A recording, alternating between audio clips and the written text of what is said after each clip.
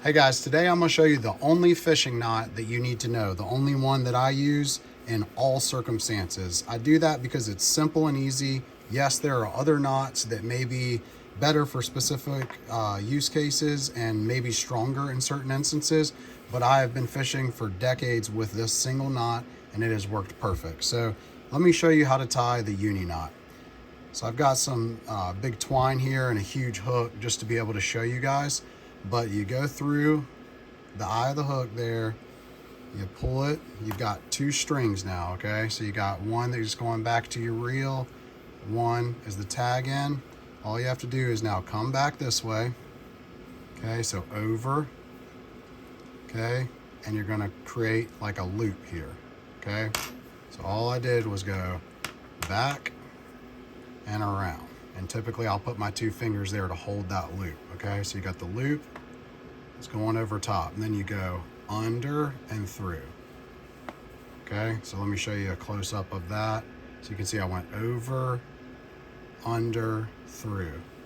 And I usually don't even count, but I'm gonna do that like 4 or 5 times. So as you can see, it's pretty quick. Once you have that loop, a couple little twists, and then I'm gonna start to cinch and pull that tag end. Just make sure the knot goes in real nice and smooth, and then you can pull it tight, okay?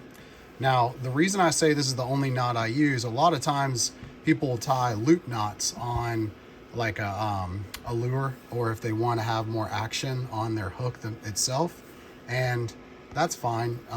You can do a loop knot, or the way I do it is to use a uni knot. And obviously I'm gonna trim off this tag end in a second, but I use a uni knot, and what I do is I just loosen up the knot just a touch, which then, let me make sure it's focused here, then it gives you a lot of action on that hook, okay, or on that lure. And then as soon as the fish hits, it's going to tighten up, okay? So as long as this tag end is pulled tight enough, then the it's not going to come undone. And the tighter it is, the harder it is to loosen the knot up or to tighten it. But as soon as it hits, boom. Now I'm gonna link another video of mine in the description below, just showing how to tie a line to line using the double uni. Lots of videos out there. I'll just show you exactly how I do it.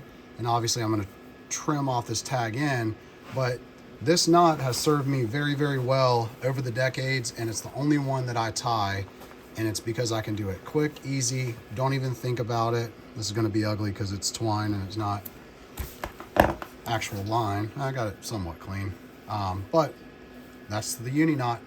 Let me know if you have any questions below, any suggestions, tips, any thoughts. I'm all open to other knots and why I should use that one instead, but it's gonna be hard to convince me, guys. I love the uni knot.